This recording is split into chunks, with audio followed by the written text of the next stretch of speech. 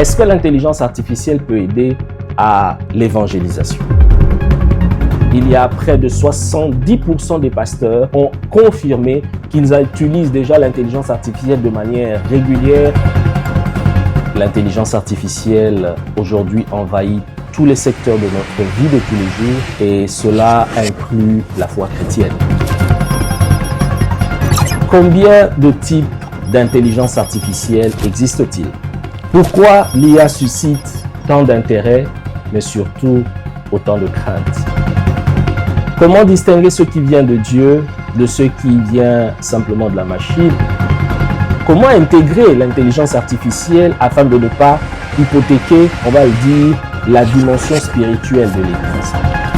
Il s'agit de la foi chrétienne et l'intelligence artificielle. Assistance utile ou concurrence au Saint-Esprit? Nous allons voir ensemble avec vous pourquoi est-ce que c'est important de regarder à la question de l'intelligence artificielle. Quels sont les dangers qui aujourd'hui nous guettent en tant que chrétiens, en tant que serviteurs de Dieu, dans l'utilisation de ces outils qui tournent autour de l'intelligence artificielle.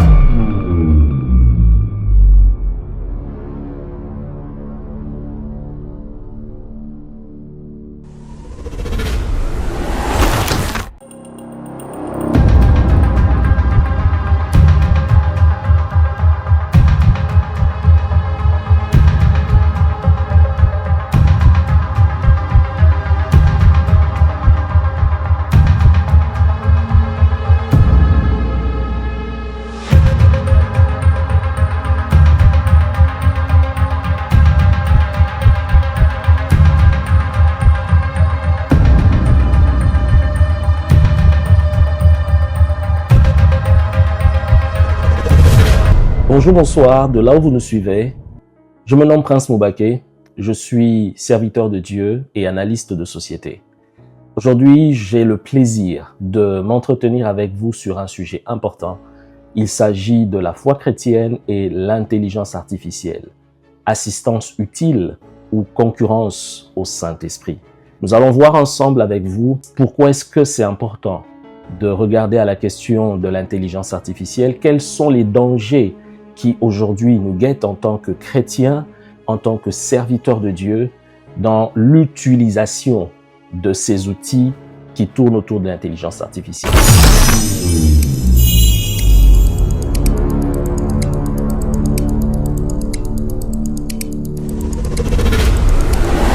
L'intelligence artificielle aujourd'hui envahit tous les secteurs de notre vie de tous les jours, et cela inclut la foi chrétienne. Mais d'entrée de jeu, j'aimerais déjà répondre à la première question, à savoir, qu'est-ce que c'est que l'intelligence artificielle? Je dirais que l'intelligence artificielle désigne des systèmes informatiques conçus pour exécuter des tâches qui normalement nécessitent l'intelligence humaine.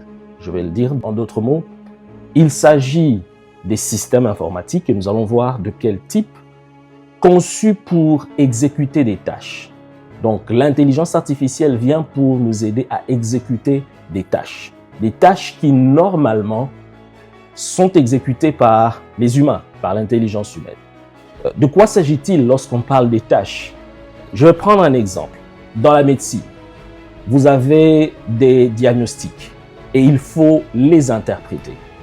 Normalement, vous avez des docteurs qui ont passé en moyenne 8 à 10 ans d'études pour être à même de, on va le dire, interpréter un scanner. Aujourd'hui, avec l'intelligence artificielle, vous pouvez avoir recours à des systèmes informatiques qui interprètent les différents fichiers, les différents résultats pour pouvoir déterminer lequel des diagnostics est le plus approprié, lequel des diagnostics est le plus correct. Je prendrai également l'exemple d'un assistant administratif. Vous avez besoin, si vous êtes un responsable qui reçoit plus de 50 à 100 emails par jour, vous avez besoin d'un assistant qui vous permet de trier vos emails, déterminer les emails les plus importants et éventuellement vous aider à répondre à certains emails. Mais aujourd'hui, vous n'avez plus besoin d'avoir forcément un être humain qui assume cette responsabilité. Vous pouvez avoir à votre portée une intelligence artificielle qui trie les emails les plus importants et qui répond à votre place selon que vous avez automatisé un certain type d'email comme réponse à envoyer. L'intelligence artificielle peut le faire à votre place. Je prendrai un exemple également, un autre exemple qui est celui de la rédaction des rapports.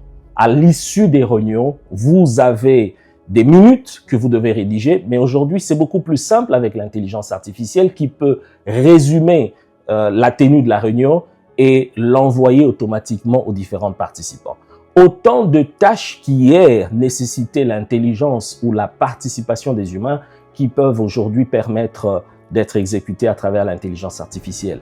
Nous notons déjà à travers les exemples que je viens de fournir deux choses. La première chose, c'est le gain de temps. Aujourd'hui, l'intelligence artificielle vous permet de gagner jusqu'à 100 fois plus de temps qu'en temps normal. Ce que vous auriez pu réaliser en une journée, ou en 8 heures de travail, l'intelligence artificielle peut le réaliser en 2 minutes. Allez vous imaginer, 8 heures de travail contre 2 minutes de réalisation. L'intelligence artificielle permet de résumer des ouvrages en quelques lignes. Selon que vous lui demandez de le faire en 10 lignes, en 2 lignes, en 3 pages, c'est vous qui choisissez. La deuxième chose, l'intelligence artificielle permet d'épargner, de gagner de l'argent, d'épargner en termes de dépenses.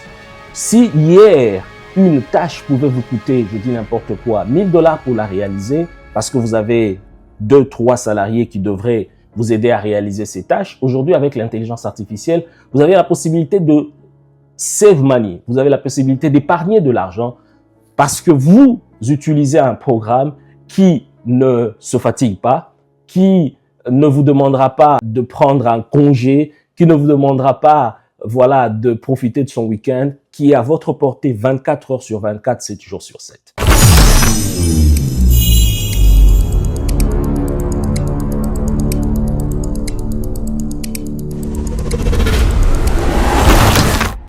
Alors, combien de types d'intelligence artificielle existent-ils? Je dirais que les intelligences artificielles sont regroupées en 2 groupes.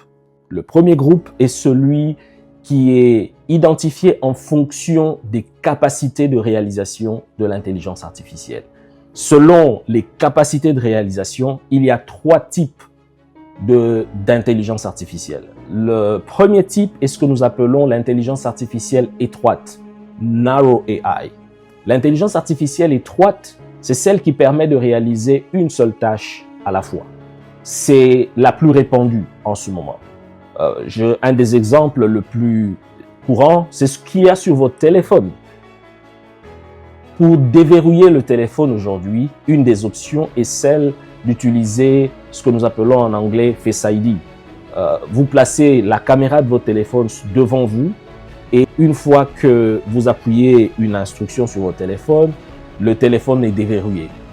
Une autre des applications qui est celle de l'intelligence artificielle étroite, c'est ChatGPT, par exemple, celle qui permet de réaliser une seule tâche à la fois.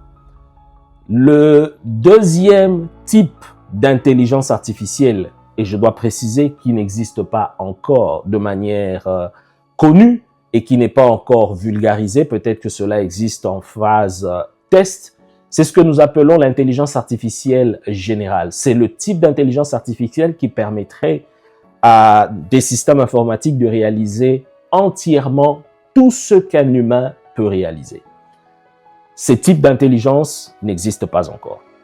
Le troisième type d'intelligence artificielle qui est, on va le dire, au niveau encore spéculative, c'est la super intelligence artificielle. Cela voudrait dire le type d'intelligence artificielle qui dépasserait de très loin les capacités cognitives ou les capacités intellectuelles humaines ou les capacités d'un cerveau humain. C'est ce qu'on appelle la super intelligence artificielle. Cette-là n'existe pas encore, mais en ce moment, elle fait déjà l'objet des différents débats philosophiques et éthiques parce que derrière, il y a des questions existentielles qui sont celles, par exemple, d'un contrôle qui nous échapperait, de ce type d'intelligence artificielle. En dehors de cette première catégorie d'intelligence artificielle identifiée selon les capacités de réalisation de l'intelligence artificielle, il y a un autre regroupement d'intelligence artificielle. Alors, le deuxième regroupement de l'intelligence artificielle est identifié sur base du fonctionnement de l'intelligence artificielle. Qu'est-ce que cela veut dire? Sur base du fonctionnement de l'intelligence artificielle, il y a généralement 4 catégories d'intelligence artificielle qui sont identifiées. La première catégorie, c'est l'intelligence artificielle sur la base de l'apprentissage automatique, que nous appelons généralement le machine learning. À partir d'une base de données importante, la machine apprend sur la base des essais et des erreurs pour identifier les réponses appropriées. Je dois préciser une chose, c'est que l'intelligence artificielle n'a pas de conscience. L'intelligence artificielle ne vous fournit pas des réponses sur la base d'une intention initiale. C'est un ensemble de données que vous lui fournissez et sur la base de données, l'intelligence artificielle détermine ce que nous appelons en anglais des patterns. Elle identifie des corrélations, elle identifie des tendances. Et c'est sur cette base-là qu'elle vous fournit des réponses. Et vous appréciez si les réponses sont correctes ou pas. Et vous ajustez les paramétrages selon que les réponses ne le sont pas. Donc, cet apprentissage automatique est celle que nous identifions comme le machine learning. Et c'est une des intelligences artificielles aujourd'hui les plus répandues. La deuxième catégorie d'intelligence artificielle, il s'agit notamment de l'intelligence artificielle à partir de l'apprentissage profond, le deep learning. Il est beaucoup plus développé que le machine learning dans le sens où la machine à ce niveau apprend de manière encore plus performante. Elle décuple ses capacités qui généralement sont copiées sur le fonctionnement du cerveau, les neurones du cerveau. Le modèle est vraiment celui du cerveau. Je ne vais pas entrer ici dans tous les détails, mais ce que j'essaye de dire simplement, c'est que le deep learning est beaucoup plus performant. Et la troisième catégorie de l'intelligence artificielle, c'est celle que nous appelons l'intelligence artificielle par renforcement. Ça veut dire quoi par renforcement? Il y a des mécanismes où vous fournissez à l'intelligence artificielle des instructions et l'intelligence répond favorablement ou défavorablement, c'est-à-dire vous fournissez des réponses qui ne sont pas correctes ou qui peuvent l'être, et en fonction des réponses que vous recevez, vous récompensez la machine. Vous lui faites savoir que la réponse était correcte et à partir de là, vous lui donnez une récompense qui peut être selon les cas. Et une fois que la machine identifie que la réponse était correcte et qu'elle a été récompensée, un peu comme avec la façon dont nous entraînons des animaux de compagnie, la machine retient la leçon et pourra de façon beaucoup plus mécanique reproduire ce type de réponse. C'est l'intelligence artificielle par renforcement. La quatrième catégorie de l'intelligence artificielle est celle que nous appelons l'intelligence artificielle générative. Elle est en fait conçue sur la base du deep learning ou sur la base du machine learning. J'ai donné tout à l'heure l'exemple de ChatGPT, qui est parmi l'une des intelligences artificielles aujourd'hui les plus populaires. L'intelligence artificielle générative, c'est celle qui s'applique sur la production des textes, la production des images, la production du langage, des sons, des musiques. C'est l'une des intelligences artificielles les plus répandues dans la vie de tous les jours. C'est l'intelligence qui permet de générer des textes, générer des images, générer des sons. Ce type d'intelligence artificielle aujourd'hui est notamment celle qui nous concerne sur notre sujet, au sujet de la foi chrétienne et justement l'intelligence artificielle.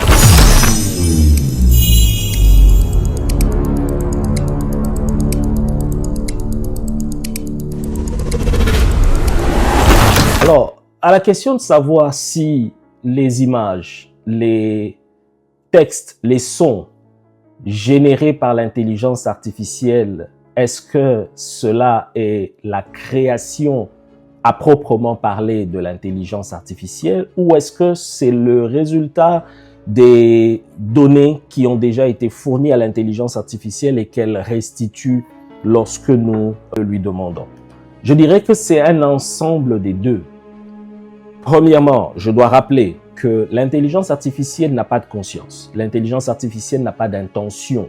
L'intelligence artificielle ne crée pas sur la base de rien. L'une des images les plus appropriées pour vous permettre de comprendre ce que je vais dire, c'est celle d'un potier qui reçoit la pâte. Lorsque vous êtes un potier et vous avez déjà une pâte à votre disposition, tout ce qu'on attend de vous, c'est de donner la forme à cette matière qui vous a été fournie. C'est un peu de cette façon-là que fonctionne l'intelligence artificielle. Les données en quantité importante que nous fournissons ou que nous avons déjà fournies à l'intelligence artificielle et que nous continuons à fournir au jour le jour à l'intelligence artificielle constituent ce que nous appelons la matière première de l'intelligence artificielle. Donc, la première des choses ici, pour répondre à la question, c'est de dire l'intelligence artificielle n'invente rien de nouveau. Il n'y a pas de nouveau concept que l'intelligence artificielle va inventer de par elle-même. Du moins, à ce stade d'intelligence artificielle, comme je l'ai dit, nous parlons ici sur la base du fonctionnement de l'intelligence générative ou de la machine learning ou du deep learning. Sur la base des capacités, nous parlons ici de narrow AI ou de l'intelligence artificielle étroite. Je suis à ce niveau-là. Et donc, l'intelligence ne génère rien de nouveau qui n'a jamais existé. Par contre, ce que fait l'intelligence artificielle, c'est de recombiner, restructurer, c'est de rassembler d'une façon différente les informations qui lui ont déjà été fournies. L'intelligence artificielle, donc pour revenir à votre question, elle vous produira des images sur la base des images en quantité importante qui lui ont déjà été fournies. Elle vous produira des textes sur la base d'un ensemble de textes en quantité importante qui lui ont déjà été fournis. Ce qui est intéressant, c'est que elle est très créative dans le sens où elle vous permet de recevoir ou de produire quelque chose de particulier, mais sur la base de ce qui existe déjà. C'est très important.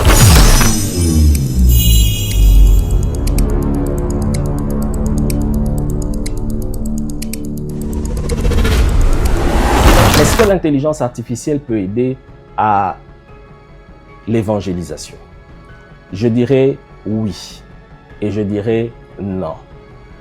La première des choses, c'est de comprendre que l'intelligence artificielle est un outil qui est neutre. Mais cet outil qui est neutre est à notre disposition pour que nous en fassions bon usage. La question, pour permettre d'y répondre de manière appropriée, nous demanderait par exemple de nous référer à d'autres outils qui existent. Internet a été rendu populaire dans la fin des années 90. Et lorsqu'Internet avait été rendu populaire à l'époque, je me rappelle encore des débats. J'étais très jeune, je le suis toujours, mais les débats déjà à l'époque tournaient un peu autour des mêmes questions aujourd'hui. Est-ce que Internet sera ou est un outil pour évangéliser? C'était des questions que nous posions, que plusieurs posaient dans les années 90. Vous me suivez après autant d'années d'utilisation d'Internet, vous pouvez aujourd'hui répondre pour dire Internet a été un outil important dans la propagation de l'Évangile, mais Internet a aussi été un outil important dans la propagation des antivaleurs. La pornographie, par exemple, en est un des exemples qui a permis aujourd'hui de détruire des vies. De la même façon, l'intelligence artificielle sera un outil important entre les mains de l'Église si l'Église se l'approprie et si l'Église en fait usage pour l'expansion du royaume de Dieu. Ce qui est déjà sûr, c'est que les non-chrétiens feront usage de l'intelligence artificielle pour la propagation des antivaleurs. La question qui se pose, c'est est-ce que nous allons, nous, rester on va le dire, spectateur, pour laisser cet outil qui est un outil important, un outil efficace, être mis à profit des intérêts autres que les intérêts du royaume? Ou est-ce que nous allons nous aussi, de manière stratégique, intentionnelle, nous approprier de cet instrument pour aider à la propagation de l'évangile et pour permettre d'atteindre un grand nombre? Je peux déjà vous dire que dans certains pays développés, plusieurs pasteurs, par exemple aux États-Unis, il y a près de 70% des pasteurs qui, lors d'une enquête récente, ont confirmé qu'ils utilisent déjà l'intelligence artificielle de manière régulière pour la propagation de l'évangile.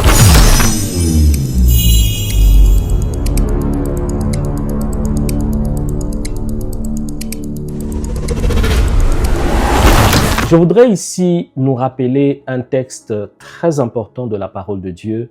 Il s'agit de Proverbes chapitre 3, le verset 5 à 7. La Bible dit « Confie-toi en l'Éternel de tout ton cœur et ne t'appuie pas sur ta sagesse. Reconnais-le dans toutes tes voies et il aplanira tes sentiers. Ne sois point sage à tes propres yeux. » Ce texte est très important, surtout en ces temps où l'intelligence artificielle, comme nous le disons, constitue un outil entre nos mains. La Bible nous invite à travers ce texte de Proverbes chapitre 3, versets 5 à 8, à 7 plutôt, que nous devons davantage nous confier en l'Éternel et demander au Saint-Esprit de nous accorder un esprit de discernement. Que le Saint-Esprit, qui est un esprit de discernement, nous aide à être en mesure d'identifier ce qui est bon, ce qui est correct selon la volonté de Dieu, ce qui est utile et ce qui plaît au Seigneur. Parce que la tentation aujourd'hui est grande, nous allons le voir tout à l'heure, de pouvoir utiliser l'intelligence artificielle sans laisser au Saint-Esprit de nous conduire, de nous orienter. Si hier déjà, avec Internet, et si même aujourd'hui déjà, avec Internet, les hommes de Dieu ont la possibilité de copier les sermons qui sont sur Internet et les reproduire du haut de la chair, sans prendre le temps de prier, sans prendre le temps d'analyser, d'étudier la parole de Dieu, sans mettre à profit l'herméneutique pour étudier de manière profonde et sous l'inspiration du Saint-Esprit, à étudier la parole de Dieu. Si déjà avec Internet, cette tentation était là, avec l'intelligence artificielle, la tentation est encore décuplée.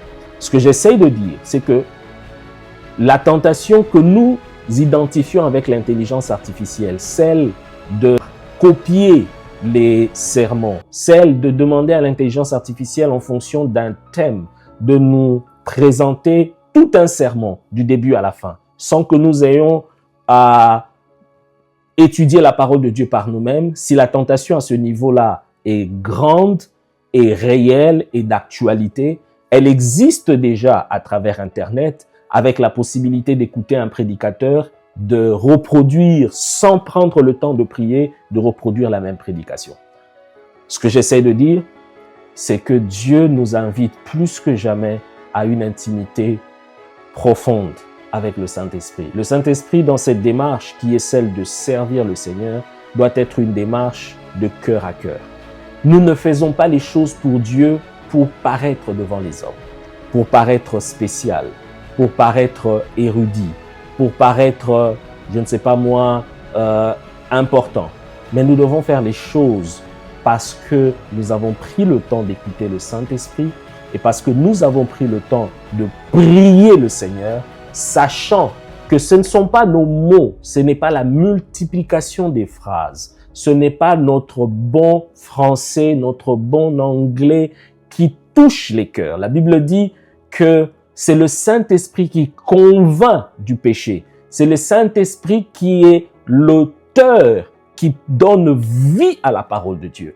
Il est très important, donc, en ce temps-ci, de prendre conscience que l'intelligence artificielle ne sera qu'un outil, mais un outil efficace si par-dessus tout, nous prenons le temps d'écouter Dieu, nous prenons le temps d'être conduits par le Seigneur, nous prenons le temps de prier et de prier le Seigneur afin que nos paroles ne soient pas le résultat ne produisent pas des résultats qui dépendent de l'être humain, mais que nos paroles puissent produire des résultats qui sont la signature de l'Esprit de Dieu. C'est là que Paul pouvait dire, ma prédication ne reposait pas sur la sagesse des hommes, ne reposera jamais sur des algorithmes de l'intelligence artificielle. Notre prédication devra toujours, et les résultats qui en découleront, devront toujours être la conséquence de la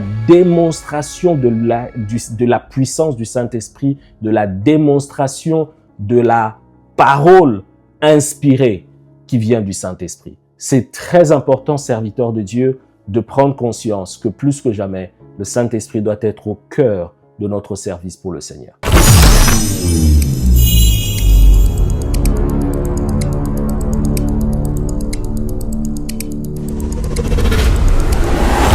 J'aime bien cette question. Est-ce que l'IA peut contribuer aujourd'hui à l'évangélisation? C'est un peu comme si vous me demandiez, est-ce que l'Internet aujourd'hui peut contribuer à l'évangélisation? La réponse sur ce qui est de l'Internet est oui. Internet contribue à l'évangélisation et l'IA aussi peut contribuer à l'évangélisation. Déjà, quand nous parlons d'évangélisation ou de la mission, quelles sont les tâches humaines sous l'inspiration du Saint-Esprit qui permettent d'effectuer justement l'évangélisation? Il y a déjà la planification. Lorsque nous commençons ou lorsque nous voulons initier la tâche d'évangélisation, la première des choses, c'est d'identifier le profil des personnes vers qui Dieu nous envoie. C'est d'identifier le type de besoin dans la région où le Seigneur nous envoie. Selon que c'est dans notre propre pays, dans notre ville, dans notre quartier, le Saint-Esprit nous donne des informations sur ces personnes. Le Saint-Esprit nous conduit alors qu'il nous donne des informations. Il peut nous conduire à travers des outils qui existent selon des enquêtes sur l'environnement, des enquêtes sur les réalités, les difficultés que rencontrent ces personnes-là, afin que nous puissions prier en fonction des challenges ou des défis de cette région-là. Si c'est un environnement où les femmes avortent, ou si c'est un environnement où il y a beaucoup de prostitution, ces informations que nous pouvons trouver à travers des enquêtes nous permettent d'ajuster notre prière pour vaincre les principautés, les autorités qui siègent dans cette région vers laquelle le Seigneur nous envoie. La même approche s'appliquerait aujourd'hui avec l'intelligence artificielle qui nous permet aujourd'hui d'accéder à des informations, des données importantes sur les personnes vers qui Dieu nous envoie. Comment est-ce que, encore une fois, l'intelligence artificielle peut contribuer à l'évangélisation? L'intelligence artificielle, aujourd'hui, nous le voyons déjà sur Internet, permet dans sa dimension d'intelligence artificielle générative, elle permet aujourd'hui de produire des visuels, des images, des vidéos qui sont très illustratifs et qui parlent mieux que des discours simplement. Récemment, je suivais sur les réseaux sociaux une vidéo qui a été générée par l'intelligence artificielle, mais qui parlait de la tribu de Moab, qui parlait de la nation moabite. La nation moabite qui est, par exemple, le résultat de l'inceste des enfants de Lot qui ont couché avec leur papa Lot. Une des filles, justement, avait donné naissance à un enfant et elle lui a donné le nom de Moab, qui veut dire « de mon père ». Cette vidéo générée par l'intelligence artificielle a été tellement illustrative et personnellement m'a édifié. Et je suis sûr qu'elle est sur les réseaux sociaux, vous pouvez la trouver sur YouTube. Elle peut bénir, elle continuera à bénir plusieurs personnes. L'intelligence artificielle contribue aujourd'hui à l'évangélisation dans la mesure où elle nous permet d'être plus efficaces sur le terrain de l'évangélisation. Elle nous permet de gagner du temps. Elle nous permet, comme je l'ai dit, d'être plus précis dans l'analyse des informations de l'environnement où Dieu nous envoie. Mais l'intelligence artificielle aujourd'hui aussi permet d'être plus efficace dans la production aujourd'hui audiovisuel. Cette vidéo que vous suivez, j'ai utilisé des outils d'intelligence artificielle pour que le son et l'image soient dans la qualité que vous trouvez, que vous suivez. J'espère que vous appréciez la qualité. Et donc, il y a autant d'exemples que nous pouvons aujourd'hui multiplier pour montrer que c'est un outil qui peut aider à être plus efficace dans l'évangélisation. Je dois nous rappeler que nous sommes dans la fin des temps. Et Dieu a fait savoir des siècles à l'avance que la parole de Dieu sera prêchée partout dans le monde. C'est alors seulement que viendra la fin. Et aujourd'hui, l'intelligence artificielle est un outil qui nous permet d'atteindre le monde entier. Vous n'avez pas besoin d'aller dans les extrémités de la terre physiquement, mais vous pouvez atteindre les extrémités de la terre à travers l'outil que nous appelons aujourd'hui l'intelligence artificielle. Et donc, je réponds à la question oui et encore oui. L'intelligence artificielle peut permettre de contribuer à l'évangélisation si seulement nous le faisons sous l'inspiration du Saint-Esprit, sur instruction du Saint-Esprit, en y associant la prière, parce que c'est la prière qui permet de produire les résultats sur la dimension spirituelle.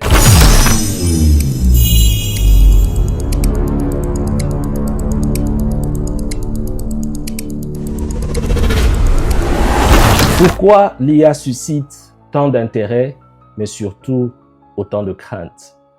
La première des choses, je dirais, c'est parce que c'est du nouveau. Généralement, ce qui est nouveau a tendance à susciter la crainte. Ce qui est nouveau est inconnu.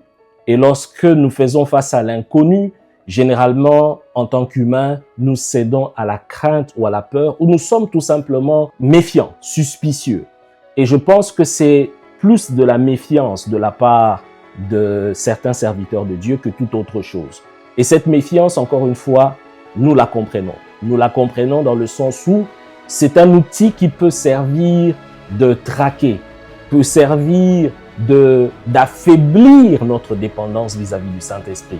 Parce qu'elle apporte tellement de facilité que certains seraient davantage tentés de dépendre entièrement de cet outil et de ne plus dépendre de Dieu, de ne plus dépendre de la sagesse qui vient de Dieu, de ne plus dépendre de la prière, de ne plus dépendre des temps d'intimité avec le Seigneur, parce qu'il se dirait, j'ai toutes les réponses auprès de l'intelligence artificielle. Il me suffit de poser des questions et d'obtenir les réponses. Et donc, ces personnes seraient tentées de ne plus poser les questions à Dieu. Mais je peux dire, si vous considérez l'intelligence artificielle comme un assistant doué, comme un assistant ou une assistante de direction doué, est-ce que vous arrêteriez de prier parce que vous avez une assistante qui est très intelligente? Je pense que non.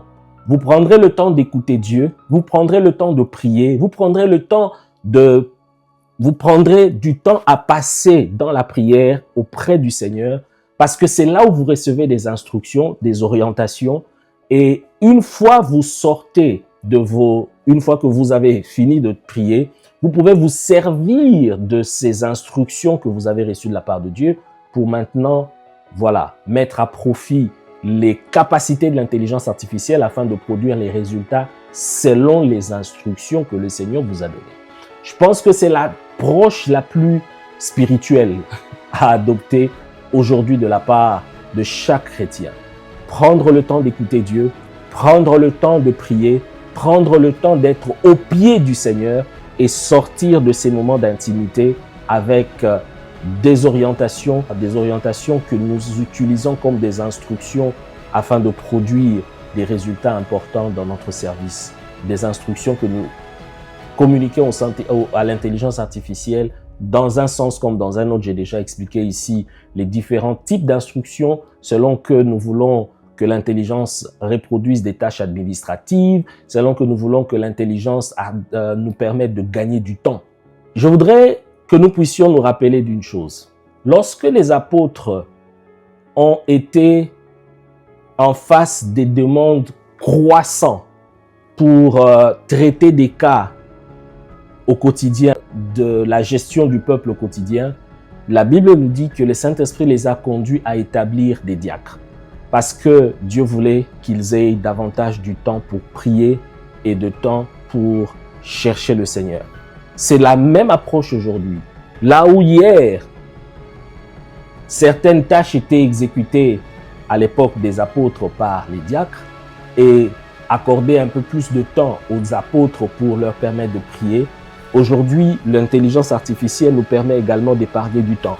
Là où nous aurions pu passer beaucoup de temps à écrire un sermon, à lire des emails, à faire les résumés des ouvrages que le Seigneur nous conduit à lire, l'intelligence artificielle peut résumer des ouvrages, peut automatiser des réponses d'emails et nous laisser le temps de suivre le brebis du Seigneur, nous donner plus de temps pour aller visiter les brebis du Seigneur, nous donner plus de temps pour prier en faveur des brebis du Seigneur. Donc, si nous comprenons cela de cette façon, nous allons mettre à profit cet outil et nous serons plus efficaces sur le champ du Seigneur.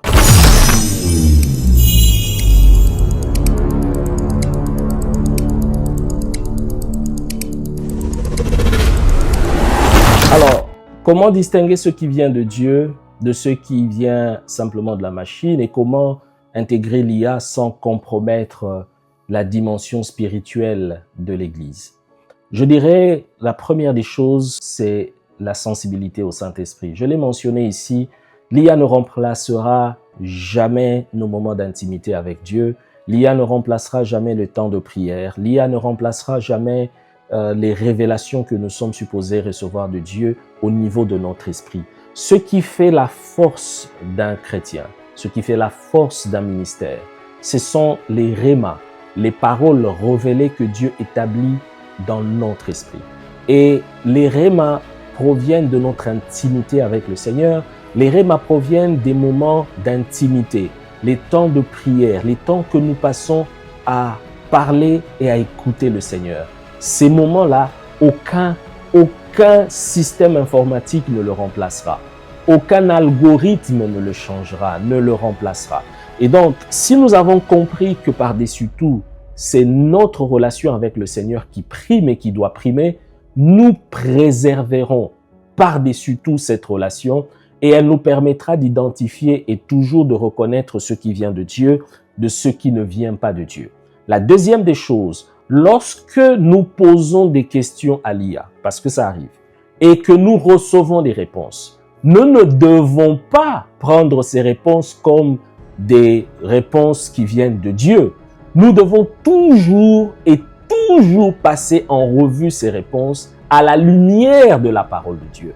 Et c'est là où la connaissance de la parole de Dieu, en dehors du fait qu'il faut déjà être en intimité avec Dieu, mais la connaissance de la parole de Dieu devra jouer. Parce que l'IA, je l'ai dit au début, fournit des réponses qui sont des restructurations, des combinaisons sur la base des données qui lui ont déjà été fournies. Mais les réponses qu'elle nous fournit ne sont pas toujours correctes. Et si vous regardez par exemple certaines IA génératives, la plupart, si pas toutes les IA génératives, lorsque vous leur posez des questions, dans les réponses qui vous reviennent, il y a toujours une instruction qui est à côté qui vous dit l'IA peut commettre des erreurs, alors il faut toujours vérifier. C'est l'instruction la plus importante. Toujours vérifier pour être sûr que ce que nous recevons est en accord avec la parole de Dieu, toujours vérifier sur la base de ce que Dieu a dit dans sa parole. Toute réponse, tout résultat qui contredit la parole de Dieu est à mettre de côté. Je répète, tout résultat qui n'est pas en accord avec la parole de Dieu est à mettre de côté.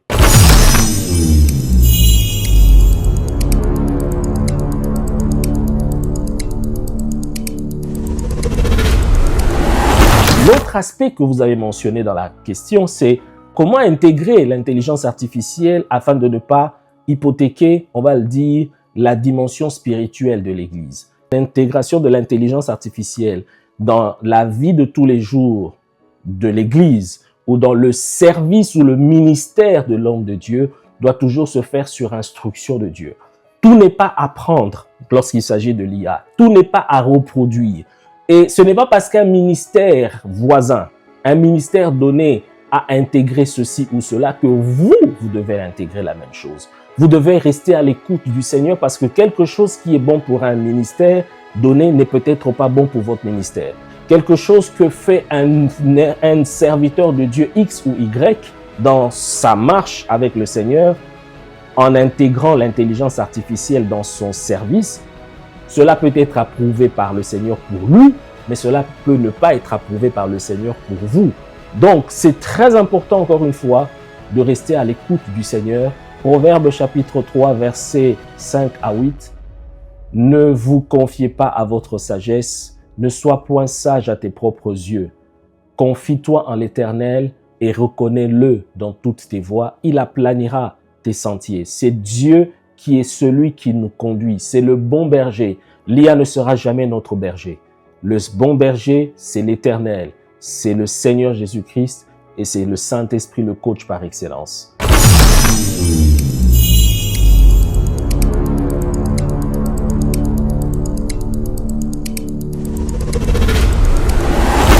Avant de terminer, je voudrais présenter ici 7 principes que chaque ministère devrait intégrer. Chaque ministère, chaque église, chaque paroisse devrait intégrer pour utiliser l'intelligence artificielle de manière responsable. Premièrement, je dirais qu'il faudrait toujours maintenir une discipline personnelle, dans le sens où il faut une discipline dans la méditation. Vous ne devez jamais remplacer l'IA par votre méditation personnelle. Vos temps de méditation, vos temps d'intimité, vos temps de prière sont primordiaux. Ne jamais les remplacer par l'intelligence artificielle. Deuxièmement, vous devez subordonner la mission, votre mission, la mission de votre ministère. Votre ministère a été suscité par le Seigneur pour une raison précise. Vous seul en connaissez la raison. Vous savez pourquoi Dieu vous a suscité. La raison pour laquelle Dieu a suscité ce ministère ne doit jamais être, on va le dire, mis de côté au profit de l'IA. L'IA doit rester un serviteur et non un maître. Un serviteur pour vous permettre de réaliser la mission que Dieu vous a confiée selon que le Seigneur vous permet de l'utiliser. Et donc, ce deuxième principe est très important. Rassurez-vous toujours que l'IA soit un serviteur, un outil au service de la mission et jamais l'inverse. Troisièmement, vous devez toujours vérifier les contenus que vous produise l'IA avant de les valider. Vous ne devez jamais prendre tout ce que produit l'IA comme un évangile, comme l'évangile, comme la parole de Dieu. Ce qui sort de l'IA peut comporter des erreurs. Donc, à vous de faire preuve de responsabilité pour passer cela au filtre de la parole de Dieu, mais aussi au filtre de votre intimité avec le Saint-Esprit. Quatrièmement, vous devez être transparent avec votre Église. Chaque paroisse, chaque Église devrait être transparent, devrait avoir une charte qui formalise la façon dont l'intelligence artificielle est utilisée par l'Église ou au sein de l'Église. Cela doit être défini, cela doit être clair. Ne l'utilisez pas de manière, on va le dire, spontanée, sans au préalable avoir pris des dispositions pour formaliser votre utilisation, parce que l'IA peut avoir des conséquences graves, surtout au niveau de la protection des données personnelles. Ne vous aventurez pas à mettre tout ce que vous savez, tout ce qui est de votre ministère à l'intérieur de l'IA. Ne lui posez pas tout type de questions en ne filtrant pas de manière anonyme les informations relatives à votre ministère. Soyez prudents et soyez prudents. Ce que j'essaye de dire à ce niveau, c'est lorsque vous avez certains types de questions, certaines instructions que vous voulez soumettre à l'intelligence artificielle, faites-le de manière anonyme. Que cela ne paraisse pas comme étant lié à votre ministère. Soyez prudents. Cinquièmement, veillez à la protection des données personnelles. Ne renseignez pas tout en relation avec votre ministère.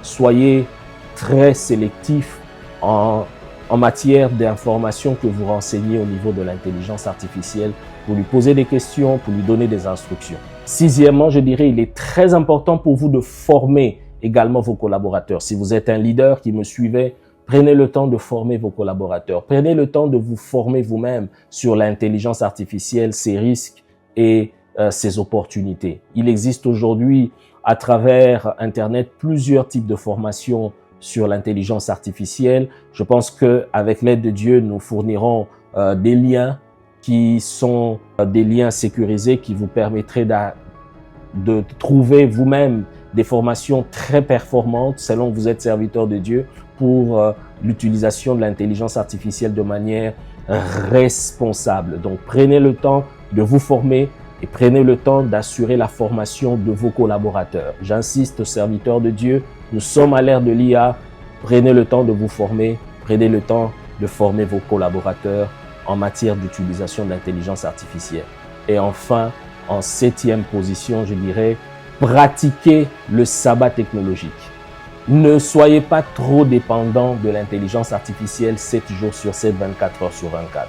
Prenez parfois le temps d'avoir une journée sur les 7 de la semaine où vous n'utilisez aucune technologie, aucune intelligence artificielle, où vous restez à l'écoute de Dieu, où vous prenez le temps de prier le Seigneur, de chercher Dieu. C'est une manière très formelle de vous discipliner à garder votre intimité avec le Saint-Esprit, à garder cette sensibilité du Saint-Esprit intacte, à rester toujours à l'écoute du Saint-Esprit. Chaque semaine, prenez au moins une journée où vous pratiquez ce que nous appelons le sabbat technologique. C'est très important.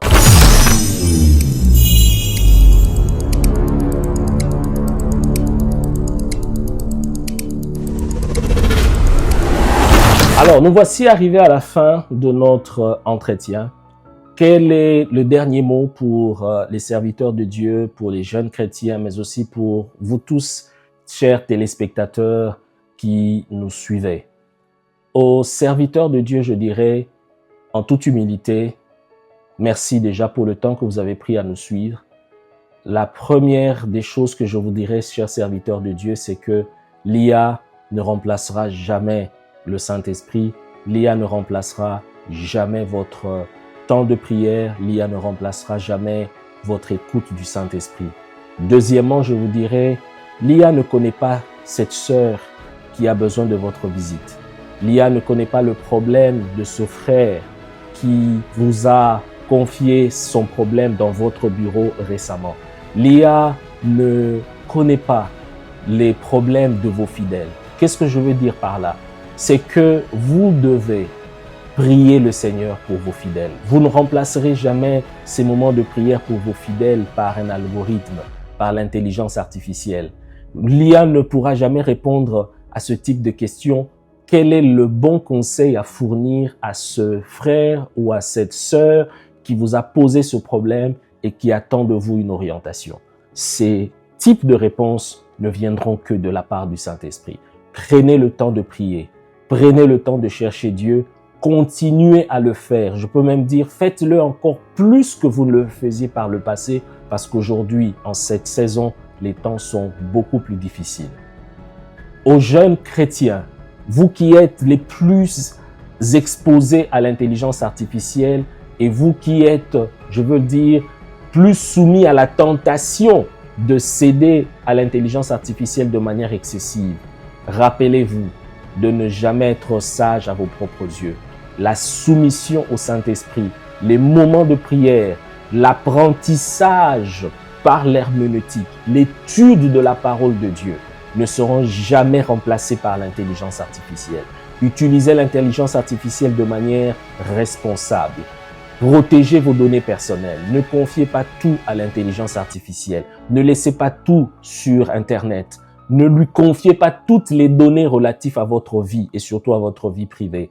Utilisez l'intelligence artificielle de manière responsable. Et si vous qui me suivez ne savez rien sur ChatGPT, sur Claude, sur toutes ces intelligences artificielles génératives que nous voyons aujourd'hui, ce n'est pas un problème. Vous pouvez vous former. Vous pouvez vous former et vous devez vous former. Regardez sur Internet quels sont les types de formations appropriées pour être plus aguerri dans l'utilisation de l'intelligence artificielle et faites-le. Ne laissez pas l'intelligence artificielle avancer sans que vous ne suiviez le rythme parce que demain, il risquera d'être trop tard. Prenez le train aujourd'hui, mais prenez le train de manière responsable. Et enfin, à vous tous qui m'avez suivi et particulièrement à vous qui êtes nos aînés, à vous qui avez, on va le dire, plus de 60 ans, plus de 50 ans, et qui trouvaient en l'intelligence artificielle quelque chose de très complexe. Je peux vous comprendre. Je peux comprendre votre crainte et vos doutes en matière de l'intelligence artificielle, mais de grâce, si je peux vous demander quelque chose, ne laissez pas la peur, le doute vous paralyser. Déjà, je suis très content que vous ayez suivi cette vidéo jusqu'à la fin. Ma demande vis-à-vis de vous serait que vous continuez à vous intéresser à ce sujet, que vous preniez le temps de prier Dieu. Prenez le temps de poser la question à Dieu, comment puis-je, moi, à mon niveau, avec mon âge, m'ajuster, m'adapter à cette nouvelle technologie, à ces nouvelles réalités. Et le Seigneur, selon votre cas, vous orientera, vous dira ce qu'il faut faire et comment vous y prendre. Il y aura peut-être des situations où Dieu vous dira, confiez telle ou telle autre tâche à des jeunes ou à des personnes qui maîtrisent mieux cet outil. Il y a des cas aussi où le Seigneur vous conduira vers des personnes qui pourront vous ouvrir les yeux et vous équiper davantage. Mais de grâce, ne fermez pas la porte au Saint-Esprit sur cette question. Laissez le Saint-Esprit vous instruire. Laissez le Saint-Esprit vous instruire. Jésus disait, le Saint-Esprit, lorsqu'il viendra, il vous enseignera toutes choses. Il prendra de ce qui est à moi et vous l'annoncera. Laissez le Saint-Esprit vous instruire. Laissez la place au Saint-Esprit pour vous instruire. Ne fermez pas la porte à une instruction en rapport avec l'intelligence artificielle. Et à vous tous qui m'avez suivi aujourd'hui, d'où que vous soyez, j'ai été très heureux d'être ce canal par lequel le Seigneur est passé. Je bénis ces moments, je vous bénis là où vous êtes et que le Seigneur continue à nous instruire. Que l'intelligence artificielle ne soit jamais celle qui prend la place de Dieu. Le Seigneur reste le roi des rois, le Seigneur de nos cœurs, le maître par excellence. Que Dieu vous bénisse. Bienvenue chez Prince Moubaké Éditions, une maison d'édition chrétienne qui place la créativité, la connaissance et l'excellence au cœur de chaque ouvrage. Notre mission, publier et propager la lumière, à travers des écrits qui inspirent, instruisent et transforment. Nous éditons une large gamme de publications, enseignements spirituels, ouvrages de société, biographies, fiction, essais scientifiques, politiques, économiques et éducatifs. Tous enracinés dans des valeurs chrétiennes solides. Notre équipe, jeune et dynamique, allie talent, créativité et innovation technologique pour transformer votre manuscrit en un livre prêt à toucher le monde. Orientation et accompagnement à la rédaction. Relecture et correction approfondie. Mise en page professionnelle et conception de la couverture. Impression et distribution internationale. Mise en ligne sur Amazon et d'autres plateformes. Prince Moubaké Éditions, c'est plus qu'une maison d'édition. C'est un partenaire engagé, déterminé à faire entendre votre voix et à semer votre message aux quatre coins du monde. Publiez avec nous et laissez votre voix bénir le monde.